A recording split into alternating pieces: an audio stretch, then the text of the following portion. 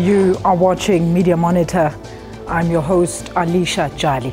To share your views on our topics today, do call us on the following numbers. It's +27 11 714 6843, 714 6847 and 714 6857. Or interact with us on Facebook and on Twitter at SA Media Monitor. But first, a look at the top stories across all media platforms. Africa Day celebrations are already taking place all over the country, where the celebrations are being used to affirm love and unity with people from other countries. Many at this year's celebrations believe that the event is meant to recognize the continent's achievements and to reaffirm efforts to create a better life for all with the slogan, "We are Africa." Anti-apartheid struggle icon Ruth Mompati buried at Huhudi Township Cemetery in Vryburg yesterday. Burundi opposition leader Zedi Feruzi and his bodyguard were shot dead in the capital Bujumbura last night, but President Pierre Nkurunziza has resisted calls for a postponement of the presidential election, which are due to be held next month. Now, this comes shortly after AU Commission Chair Dr. Nkosazana Dlamini-Zuma warned against the elections, saying the polls will not be free and fair. Ethiopia, Africa's second most populous country, holds general elections today. Over 36.8 million Ethiopians have registered for the polls, considered by the international community as a key test of the state's commitment to bring greater democracy to the Horn of Africa nation. In our radio bulletins, this is what they're currently leading with this morning. Eskom says South Africans can expect more load shedding today as it battles to relieve pressure on the power grid. A Burundi opposition figure and his bodyguard have been shot dead in the capital Bujumbura by gunmen late last night. And lastly, Ireland has voted overwhelmingly to legalize same-sex marriages. In your online news, Kaizer Chiefs goalkeeper Itumeleng Khune's reported exit from Kaizer Chiefs is one of the trending stories this morning. Let's take a look at what the tweeters are saying. If it's true that Sundowns is offering Khune 800,000 rand a month, well, that's going to cause a lot of friction in that team. That is Jabulani tweeting us there. Tweleb Defense at Depot Crump says no Baxter, no Tefu, no Matoho, no Khune. Goodbye, PSL. Thank you for that. And Sokala Duma says injury has stopped Khune from being captain, but first find out why Baxter felt Tefu was a capable replacement.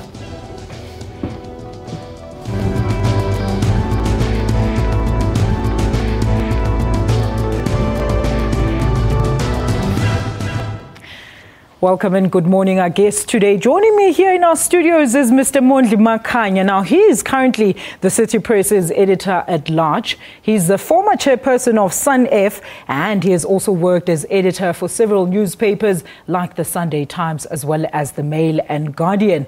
While we also have Ms. Mahlatse Gallerns in studio, our very own SABC radio deputy political editor. Now, she has acted as an assignment editor for the SABC's Johannesburg radio newsroom, and she made a name for herself by covering elections in the African continent. Mahlatse has also worked as South African correspondent for BBC's Network and Focus on Africa. Woo, what a panel this morning. Panel, a very good morning. Thank you so much for your time on Media Monitor this morning. Good morning. All right, panel, let's have a look at the news that are making headlines today. The SABC News Channel 404 expanded its footprint into 51 African countries. The public broadcaster launched the channel, which coincided with the Africa Month celebrations. Now, the event was held as a milestone in the development of the continent, which for decades now depended on foreigners to report only negative stories about Africa. Now, SABC Chief Operating Officer Hlaudi Motsoneng has this to say. SABC, from today, I'm glad that we are in Africa.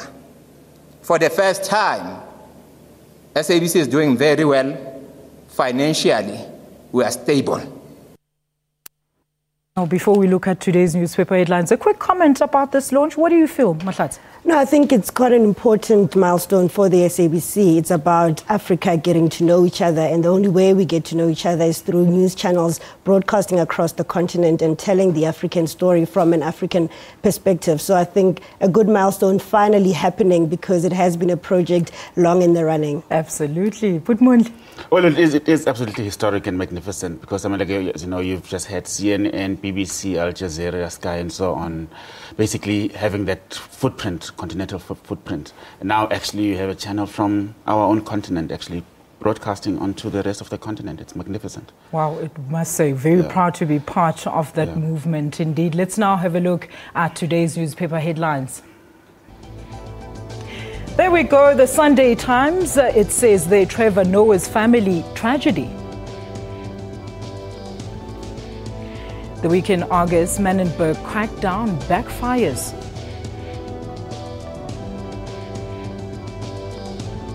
City Press, how Cyril cracked the e-tolls. The Sunday Independent, a feud mars Mompati funeral. There's the Sunday Tribune, Big Brothers online.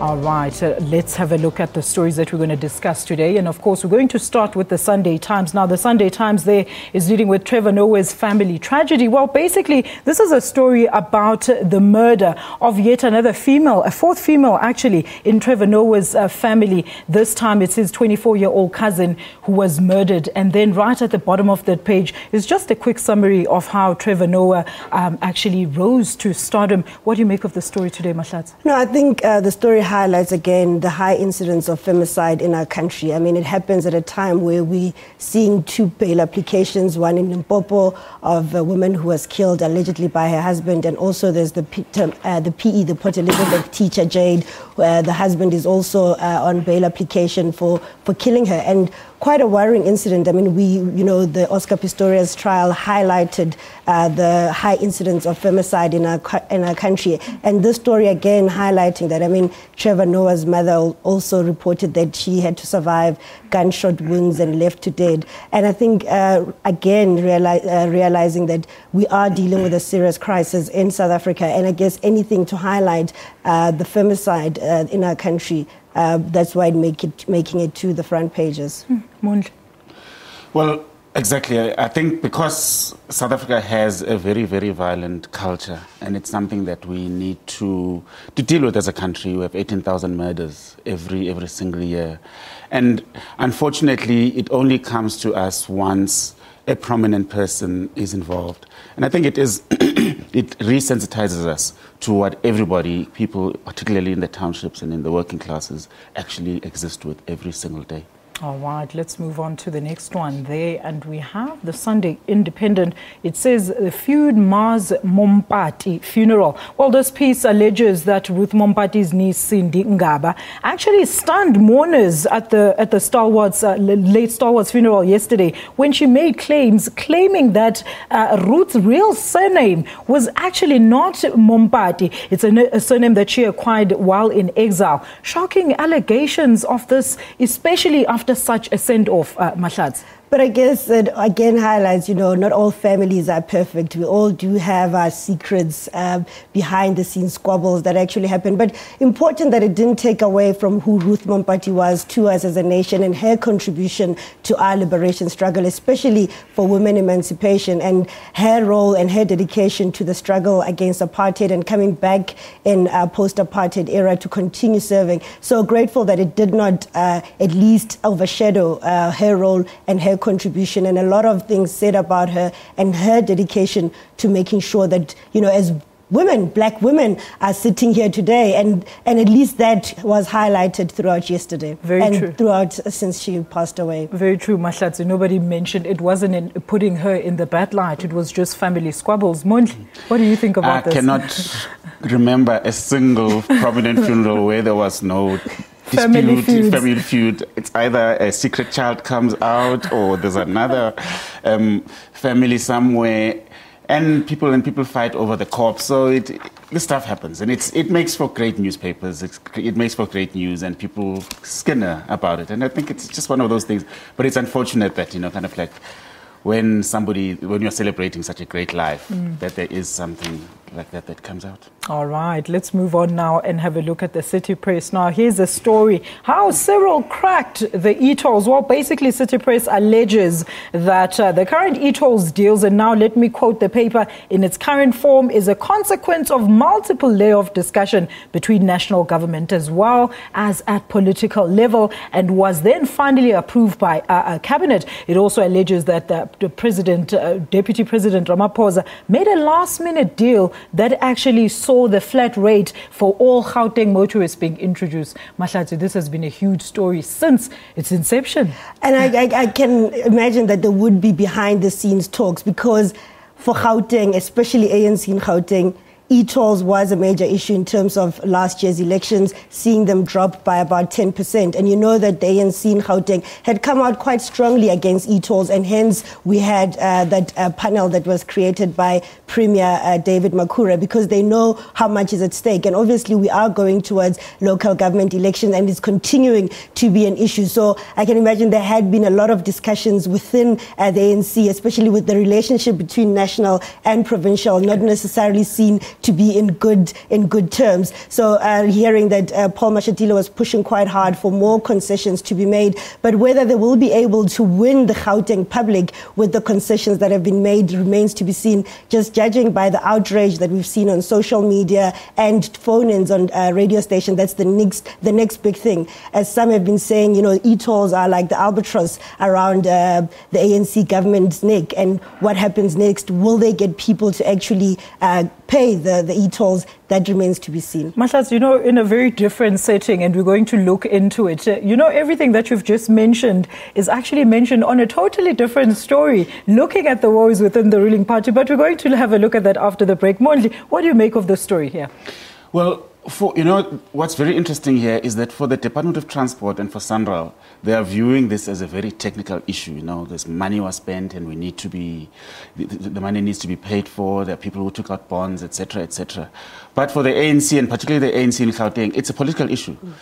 The e-tolls are very unpopular. People do not want them. Then they actually cost the ANC in Gauteng a 10% drop in the elections last year, and we have a local government elections next year, and it is a very hot issue, and it is an issue that will be at the forefront of the elections campaign. The opposition has realized just exactly what the public thinks about it, and there's a comment there by Cyril in that story that, listen, this is political, and in a meeting that he had with the Department of Transport and SANRAL.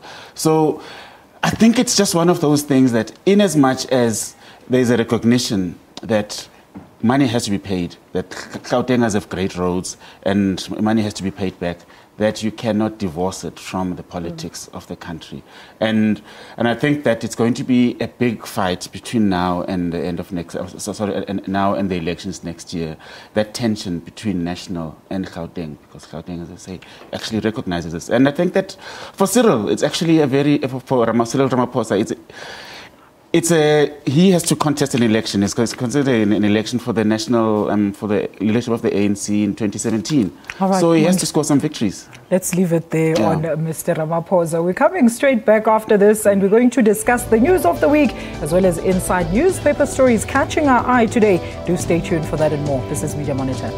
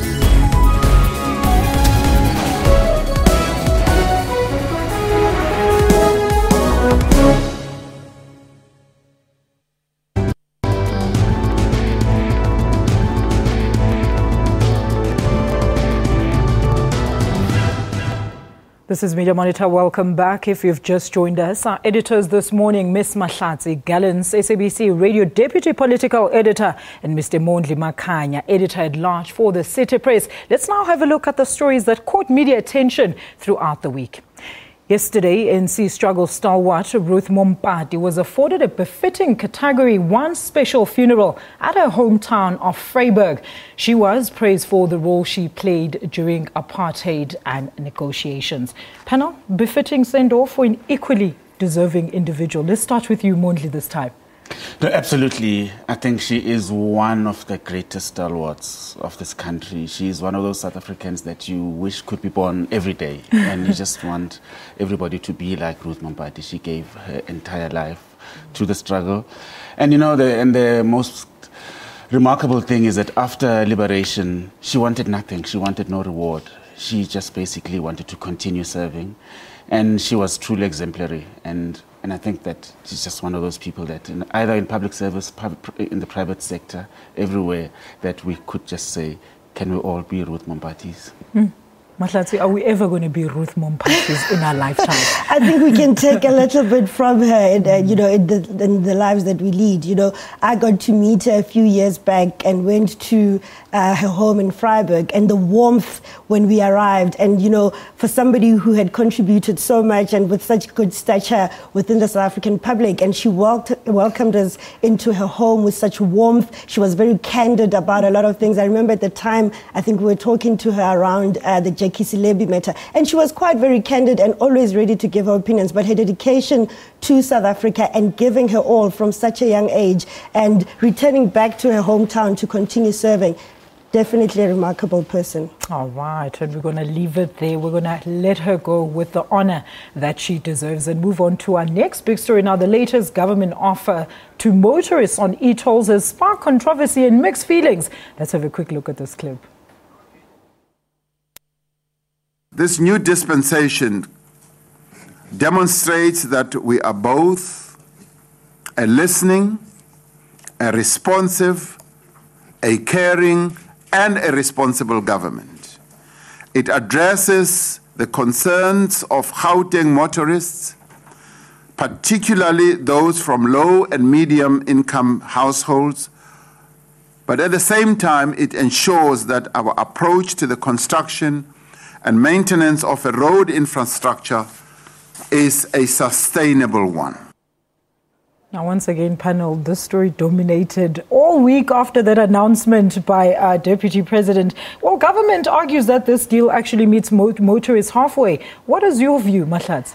I think, yes, in the sense that it has reduced the tariffs. But the problem that we have is that these systems work in countries where you have alternative public transport that is reliable, that is affordable, and easily accessible. And in South Africa, it's not like you have those choices. At the moment, your only choice are taxis. Some people live in areas where you don't even have a bus route to use as an alternative. And there are people, because of the way South Africa, apartheid designed the way we live, there are people who drive from Soweto to Pretoria every single day to go and work. So they don't have the choices of actually avoiding some of these routes. And it also comes at a time when South African families are really battling. We've got high tariffs in terms of electricity. The salaries are not going up as much as we would like.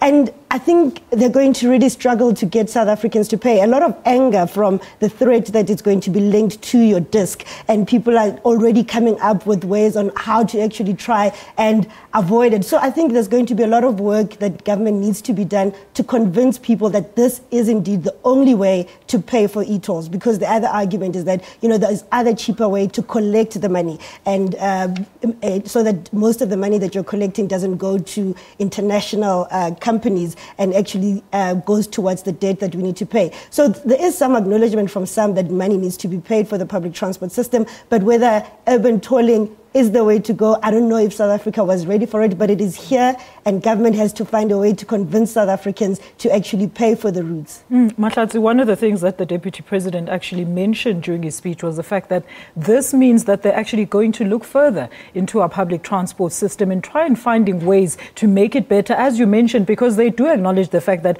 we don't have a proper working public transport system. Mondli. Yes. You know, I think that the government has given an arm and a leg. If you think of the original tariffs from way back when the system was introduced, and the concessions that were made by Pravin Gordhan when he was still finance minister, and many concessions that have been made since then, and then you get to this particular deal. And it actually is a good deal, but that's not the point. The point is people do not want e-tolls. They hate the system, and there is no way that you can now begin to convince them. And I think the problem goes back to the beginning, when the roads were being widened and fixed. People were not told that this is how you are going to pay for them. We were just told that, be patient, take the traffic jams, basically take the heavy traffic. At some point you will actually have beautiful roads. And then once the roads are there, only then do you tell people that you are now paying. And unfortunately now it has become a political football, and it has become a rallying point, and you are never going to be able to get people to pay willingly. And these threats about not renewing your license sticks, you had people this week saying we'll burn down those licensing centers. And it's got complications as well in terms of if the government is stopping people from paying, from renewing their licenses, what happens to their insurance and so on. And so there are so many implications here. And I think that there may come a point where the government may just have to bite the bullet and say, look, let's try something else. All right, Mondli, look, speaking of trying something else, let's have a look now at the graph depicting what people have been saying on social media about the e-tolls from the 24th of April until today. Let's see if we can get those, let's see if we can load the top tweet there and see what the people are saying. All right, well, it says e-tolls has more than 4,000 tweets. That's the orange line there, as you can see. And hashtag e-tolls has more than 200, and that is over the blue line there. And of course, the green line there is depicting the e-tolls, which is more than 25,000 tweets that have been coming through on this matter, which is, of course, national importance. Mahlatse, very quickly, let's wrap it up. No, I was just saying, we were just thinking about how, remember in the beginning, we were told that we must encourage lift clubs, and people who are only going to be alone in the car will be the ones that pay. And none of those never came through. So it's going to be very difficult for government to actually get the trust of the public and actually get them to commit to pay. 20,000 cars being registered monthly in the past few months, and getting to the number that is required so that we can actually pay up that debt that we owe. It's going to be a long haul. Yeah. It's going to be a definitely long haul. Well, we'll wait and see what happens in terms of e-tolls now. Power utility Eskom's woes continue as the country has experienced rolling blackouts almost every day during evening peak hours as well as on weekends, as several units are out of service. Now, the power utility says its electricity system remains significantly constrained, resulting in longer load shedding periods. Now, what does the increased load shedding mean for South African business? Mondli? Well, it has been said, I mean, like the governor of the Reserve Bank has said, and economists have said, and people, and Nene has said as well, that our energy crisis is the biggest impediment to economic growth in this country, and it is heavily impacting on business. It has impacted directly on retail, it has impacted directly on the hospitality industry, and it is impacting very heavily on heavy industry. So if we are to get beyond the 2% growth rate that we're struggling to get out of, it is actually hitting us very hard, and we are not going to be able to do so. And all the promises of the NDP about getting South African growth rate to a certain point by 2030, we are just not going to be able to move forward. And it's something that, unfortunately, policy decisions that were made 15 years ago are coming home to roost now. But it's here, and it's a question of how do we as South Africans actually get beyond this point. And as painful as it is, I just think we have to be patient, and it's just one of those things that we cannot finger point and say, you government are doing this, you Eskom are doing this. Look, Mondli, there is a collective responsibility. The debate now is, will it not be cheaper for people to just buy power directly from Eskom? I think one of the things that have happened, at least I think in the past few weeks, is that Eskom has improved in terms of communicating to people when the load shedding is going to happen. Because previously you couldn't plan, and nor could you prepare. I mean, now I guess if you have access to the internet, you can actually see when they say stage 1 load shedding, when will it affect you in the community that you live in. So small businesses are trying to make plans, or us as individuals are trying to make plans, but it is a costly exercise, and things will increase. People need to find more money to actually be able to produce what they sell. But at least on that level of Eskom improving communication, that has actually helped. All right. Now let's look at another worrying factor here. It is, of course, the crime that is associated with load shedding. Mondli. Yeah, look, criminals places like Menenberg being on lockdown, and the police have actually suggested that they not get load shed because they can't access the area in times of crime when it's dark. Well, criminal syndicates operate like businesses. You know, they plan, they sit together and find opportunities, and load shedding has been a great opportunity for them because alarms are not working. It's dark. The police are not basically are finding it difficult to patrol. The private security people can't actually patrol properly either. So it's actually a great opportunity. So it does actually have a very negative impact on that. And I'm sure when the police commissioner, whoever he or she is, in a few months' time, will cite load shedding as one of the reasons why. All right, Mondli, let's leave it there and move on to Burundi now, my panel today. Burundians are fleeing their country in numbers following weeks of violence on the streets of Bujumbura. United Nations now says about 3,000 Burundians refugees have been infected by cholera epidemic in Tanzania. The polls have since been delayed in a bid to calm international community's fears about the credibility of these elections. Panel, your views on the epidemic outbreak. Let's start with that, Mahlatse. I guess it's just one of the consequences when you have people fleeing and are forced to live in very cramped places with no access to clean water. And obviously aid agencies can't respond in time given that, the violence broke out. I mean, we've got about 100,000 people that are now displaced living in countries that themselves are distressed. I mean, some of the refugees have fled to countries like the DRC, Tanzania and Rwanda. So obviously cholera being one of the consequences of families that are fleeing and with no access to clean water and food. Mondli. It's one of the things that actually we should be grateful for South Africa, that we had a peaceful transition. In countries that are in conflict, people don't realize just what conflict does to you and how it's not just the blood and the destruction of buildings, that there are much further consequences. And Burundi, unfortunately, having achieved a peaceful resolution back in 2000, is now back in that state. But I think what this says more is about the ineffectiveness of our continental body, the African Union. You have conflicts that happen at all points during, on our continent. If it's not Burundi today, it's the DRC. Central African Republic. Yeah.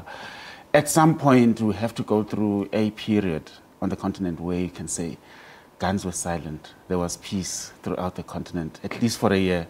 But it seems that there are flare-ups all over the show, and our continental body does not seem to have found a way of managing the politics of our continent and actually having a continental commitment to good governance. Because the causes of this are bad governance.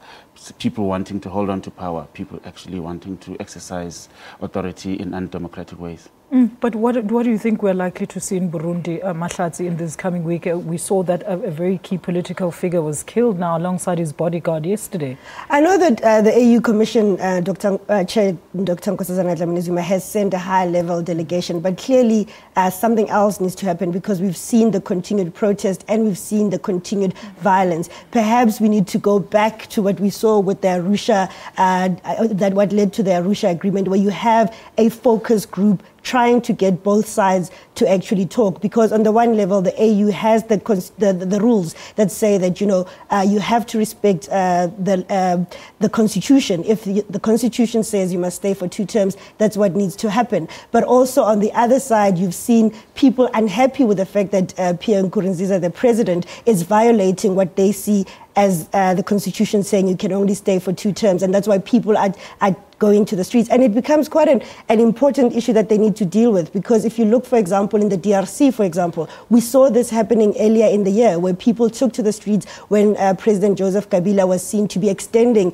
his own power, his own stay as president. He was trying to have a census done before they could actually go to election, and the people rose up. So on the one level, you are seeing an increasing number of Africans, saying that when you don't respect our constitution and governance, we will stand up and speak out against it. And perhaps that is a good indication. We saw it happening in Burkina Faso and the president eventually leaving. So there is that growing momentum from ordinary Africans saying that we want the constitution respected and we don't want people that want to overstay in power. But in terms of the continental body, I think they will need to have a more focused team to get mediation happening, because you can't have elections when 100,000 people are fleeing the country, where you have opposition leaders being killed. And that climate is just not conducive for an election. Mahlatse, isn't this the same thing that happened when Nkurunziza won back in 2010? And I mean, apparently 60 people died during a grenade attack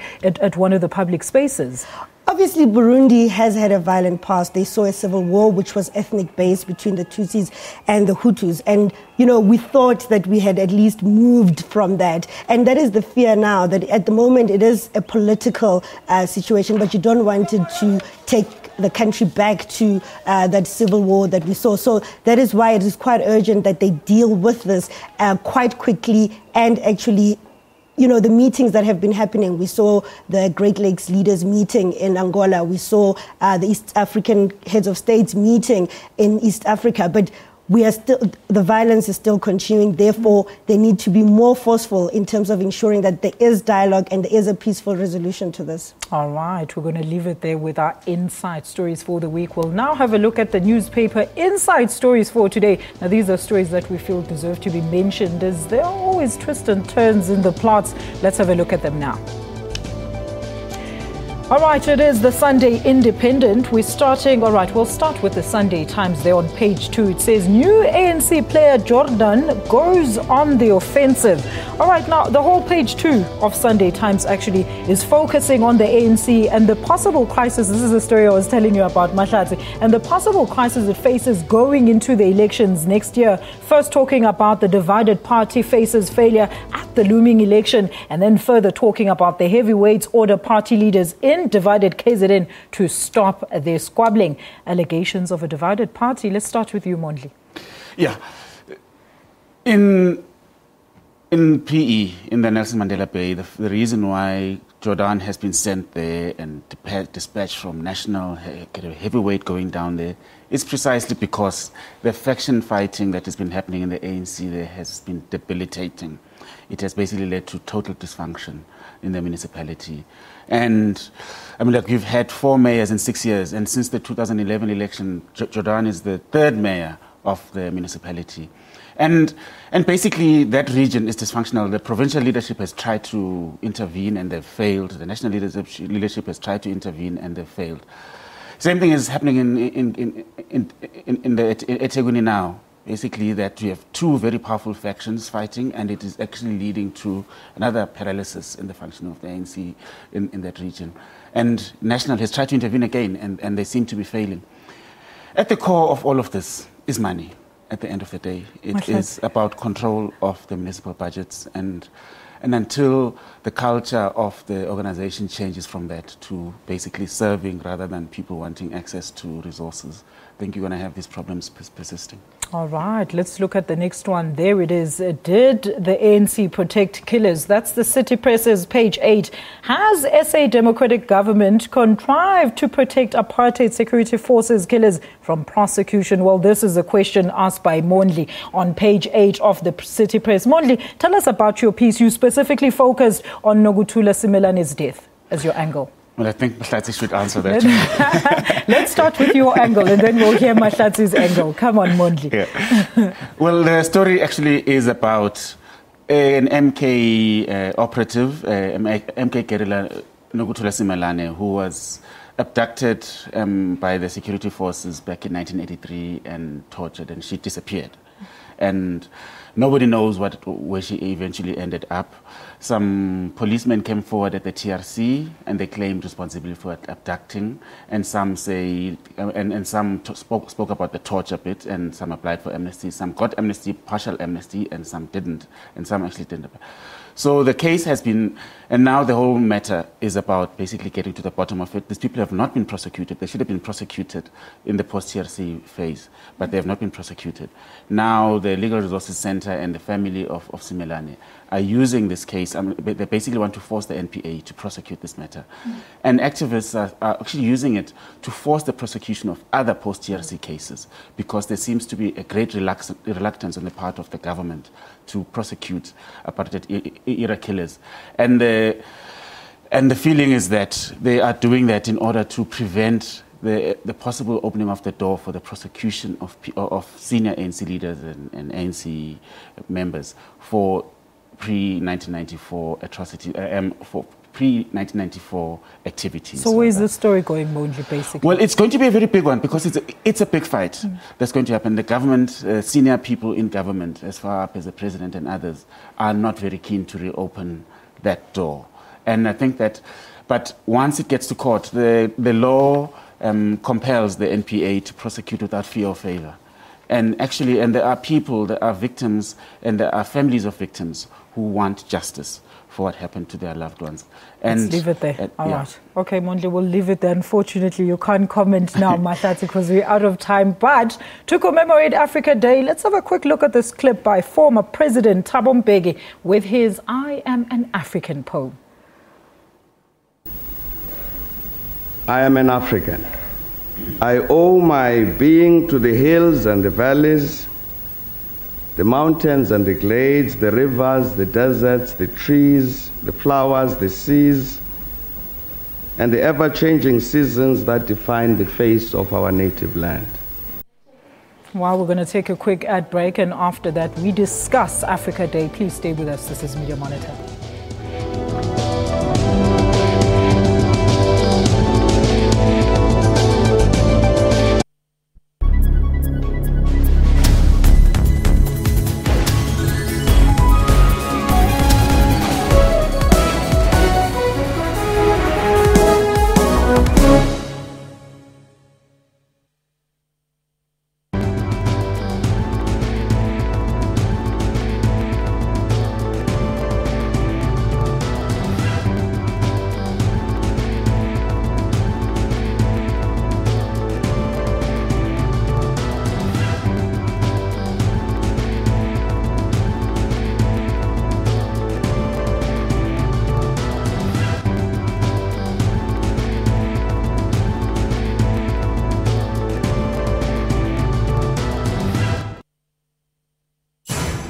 Didier Drogba, a footballer from Ivory Coast, was named as the third most influential celebrity in Africa. Where I saw him display, he's a very nice player. He always make an impact. Drogba donated his $5 million endorsement fee to the construction of a hospital in Abidjan. Well, there are some lesser-known football stars in the continent that you haven't met. Really? And are deserving of more attention. I think we will do better. The Journal, every Saturday at 1:30 on SABC News.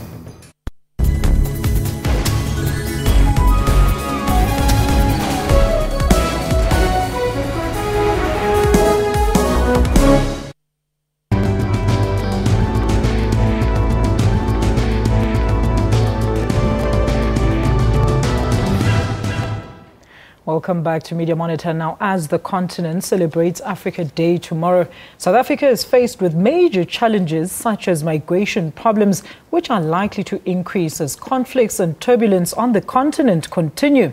Former President Thabo Mbeki released a report to the Pan-African Parliament on the illicit transfer of trillions of dollars from the continent and its economic impact on the continent.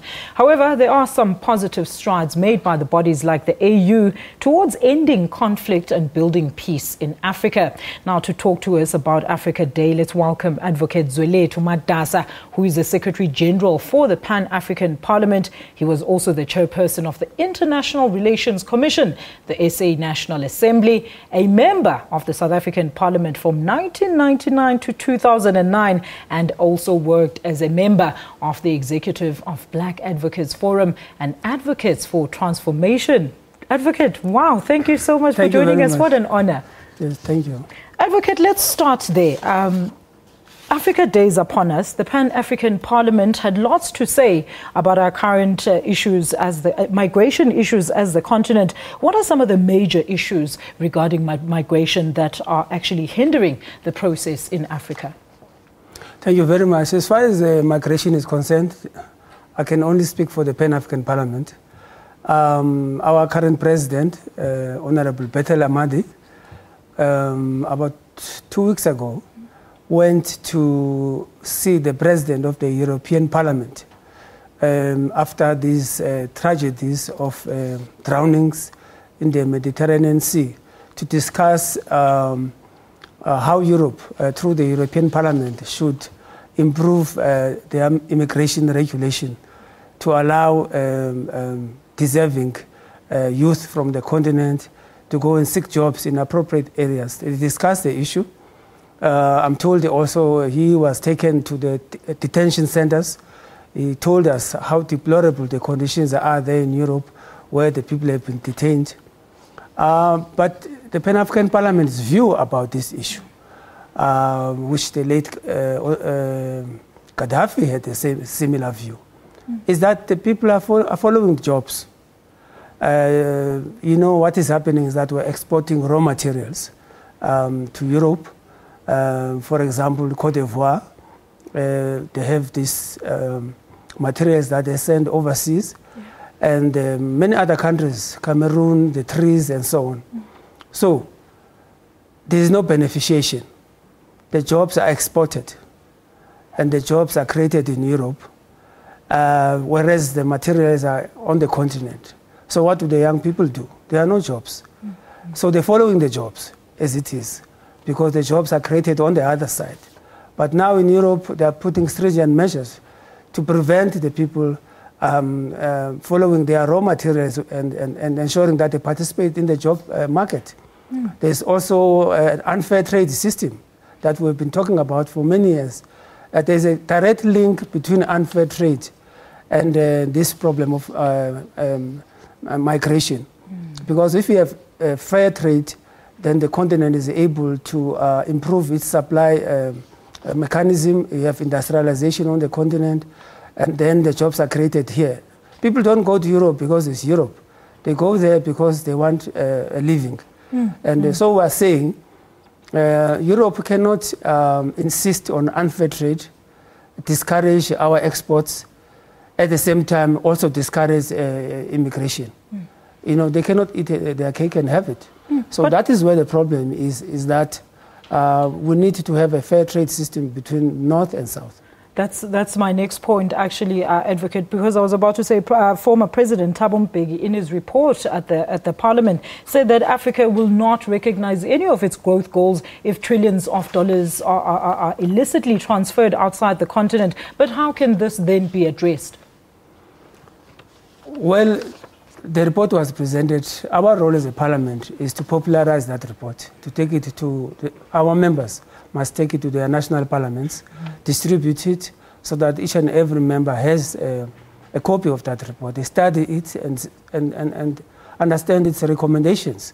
So that's a role we can play.